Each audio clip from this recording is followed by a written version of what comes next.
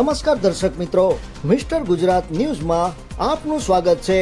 આજ રોજ અબડાસાના મુખ્ય મથક નલિયા મધ્યે જામ અબડાજી સર્કલ પર કોંગ્રેસ દ્વારા કરાયેલ કાર્યક્રમના વિરોધમાં કાળા વાવટા ફરકાવી તેમજ ટાયર સળગાવી કોંગ્રેસ વિરુદ્ધ નારા લગાવી ઉગ્ર વિરોધ કરવામાં આવ્યો હતો તેમજ આવેદનપત્ર પાઠવવામાં આવ્યું હતું। પ્રાપ્ત થતી માહિતી મુજબ આજ રોજ કોંગ્રેસ દ્વારા નલિયા જામ અબડાજી દાદાના સર્કલ પાસે કાર્યક્રમનું આયોજન રાખવામાં આવ્યું હતું, જેની સમગ્ર વિગત એક પત્રિકામાં છાપવામાં આવી હતી।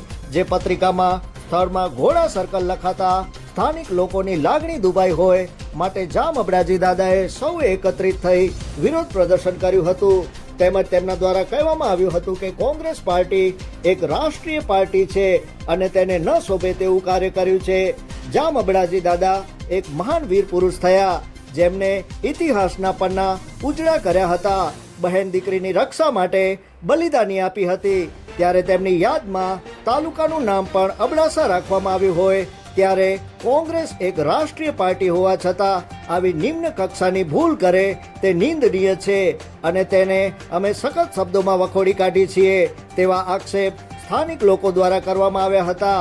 આ વિરોધ પ્રદર્શનમાં અબડા મયુરસિંહ લાખાજી, અબડા કરસનજી લાખાજી, અબડા કેસરજી માધુબા, જાડેજા દુષ્યંતસિંહ વિંજાણ, જયવીર ચૌધરી, હિંમત મહેશ્વરી, ભીમજી રબારી, ઇબ્રાહિમ કોલી, ગોપાલ ચૌધરી વગેરે ઉપસ્થિત રહ્યા હતા। જ્યારે આ સમગ્ર ઘટના વિશે અમારા ન્યૂઝ મિસ્ટર ગુજરાત ન્યૂઝ વતી કોંગ્રેસના અગ્રણી ને પૂછતા તેમણે જણાવ્યું હતું કે અમારો કોઈ ઈરાદો કોઈની લાગણીને ઠેસ પહોંચાડવાનો ન હતો તેમજ જામ અબડાજી દાદાએ અમારા માટે સન્માનીય હતા અને હર હંમેશ રહેશે। અમારા સ્વર્ગીય શ્રી ભાઈ શ્રી જુવાનસિંહ જાડેજાના કાર્યકાળમાં જામ અબડાજી દાદાની સ્થાપના થઈ હતી તેનો અમને ગર્વ છે તેવું જણાવ્યું હતું। જોતા રહો મિસ્ટર ગુજરાત ન્યૂઝ, સત્યતાની સાથે સ્પષ્ટ વાત।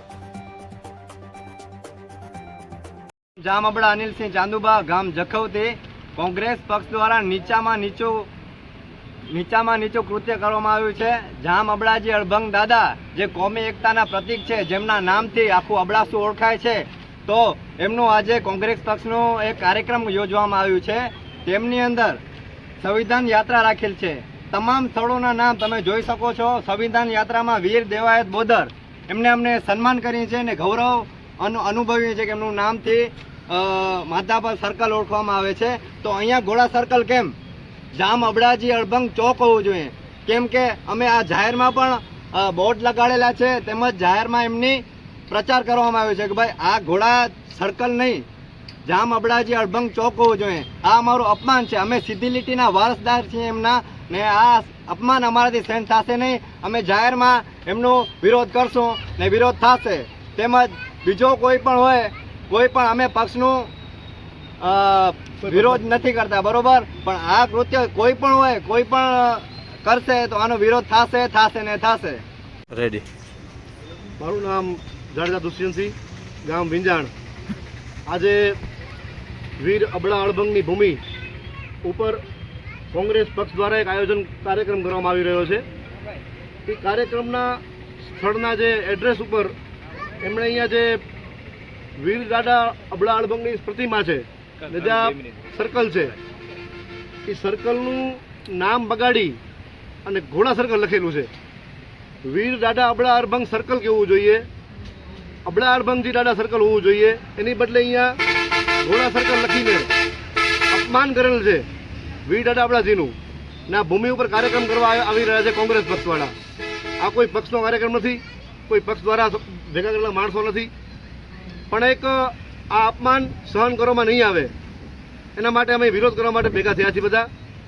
એ લોકોના મહેમાન કોઈ પણ આવે એને અટકાવવામાં આવશે અહીંયા અને એના પાસે પ્રશ્ન પૂછવામાં આવશે, એને પૂછવામાં આવશે કે શું કામ તમે અપમાન કર્યું છે। સિંહ અમીરજી, ગામ જખો, અહીંયા અમે બધા ઉપસ્થિત થયા છીએ। સર્વ ગામથી યુવાનોને અહીંયા બોલાવ્યા છીએ, સર્વે યુવાનો મળી અને અહીંયા વિરોધ કરવામાં આવ્યો છે। સંવિધાનિક તौर ઉપર અમે બધા વિરોધ કરીએ છીએ। કોંગ્રેસ પક્ષનું આજે અહીંયા સૂજન